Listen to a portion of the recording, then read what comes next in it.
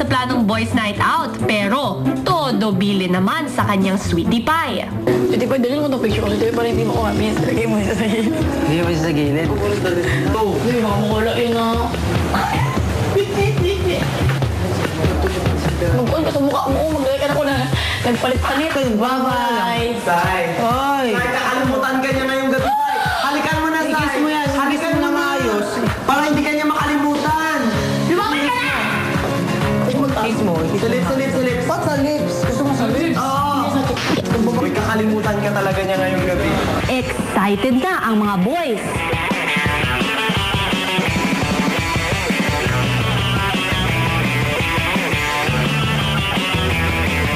Kaya naman, gumawa na lang ng sariling girls night out si Melay at Rika. After si Jason, feeling sa tanan kahibaw dyan siya gyapon dulaon na aning PBB.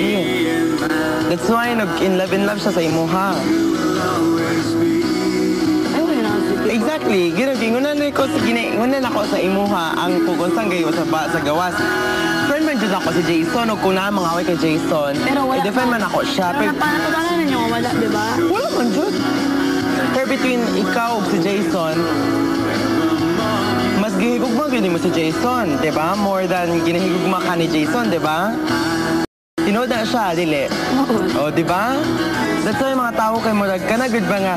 Ang sabi ni si Jason, oy, tinood yun siya iyahang ano, kay ikaw, kay obvious kayo nga, loud yun mo si Jason. Obvious sa TV? Obvious kayo, dahil. Si Jason naman, tinanggal na ang ID na isinabit sa kanya kanina ni Melay.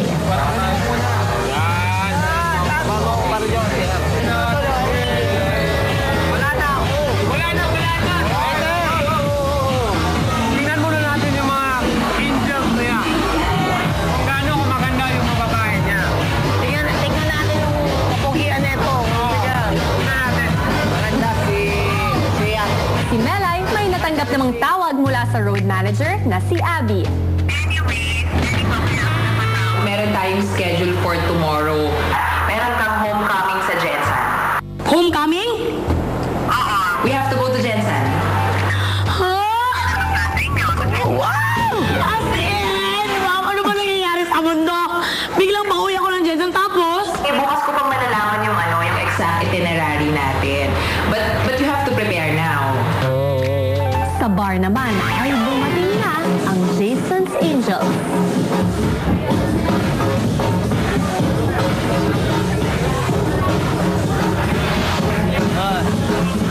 Nagsisinungaling ako kay Isay.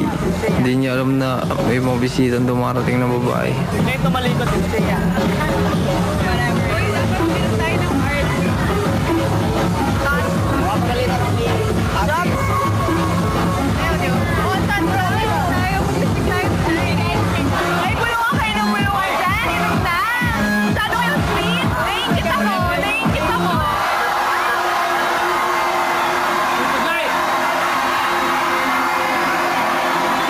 Kinokontrol ko dahil baka maisip ko wala akong girlfriend. Patay ako kay Isay po.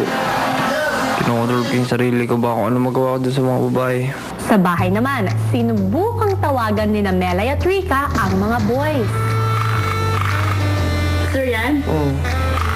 Third manager, Ben.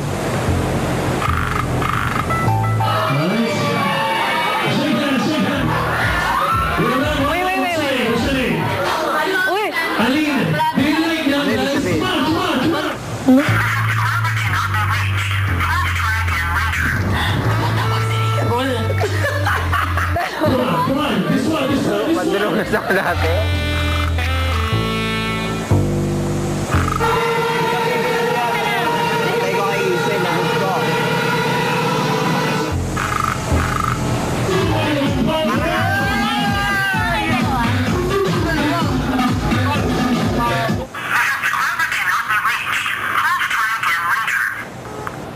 Ano ito ginagawa ng mga lalaking to ay?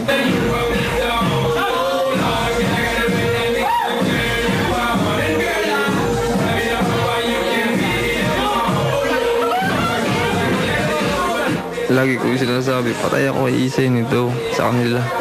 Sa sagot nila, wala naman dito si Isay. Hindi ko kababalaga na siya, hindi pwedeng kuhan, pero I trust him naman, or trust. Hindi na niya sila akong trust. Kung masira akong trust, bye na lang siya. Matatawagan kaya ni na Melay at Rika sina Jason at malalaman ang totoo. Abangan!